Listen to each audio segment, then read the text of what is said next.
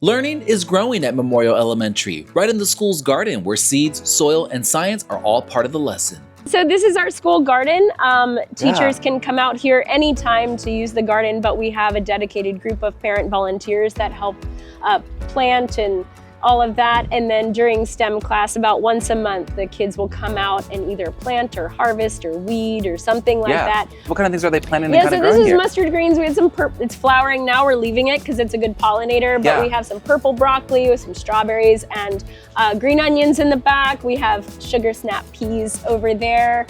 A couple of weeks ago, we harvested some beets from these beds. And I made beet juice for the kids to try. What's really cool, especially for our younger kids, is they get to see where food actually comes from. They're like, I didn't know carrots actually looked like that, because all they see are the baby carrots. But when they pull a carrot out of the ground, they can smell it. They're like, it's dirty. See the root and everything. I'm like, yeah, just eat it. It's great. And they're like, this is so much better than the grocery store. It tastes so much better. So they get really excited about that. And so to see kind of them connect where food actually comes from, because our young kids planted those carrot seeds, 6 months ago. They're like, when are we? I'm like, yeah, it takes a long time to grow them. And then they actually get to harvest them. It kind of connects them back to where their food comes from. And maybe they're more likely to eat it in the cafeteria then. It's hands-on learning just like this that's helping students at Memorial Elementary see how science connects to the world around them.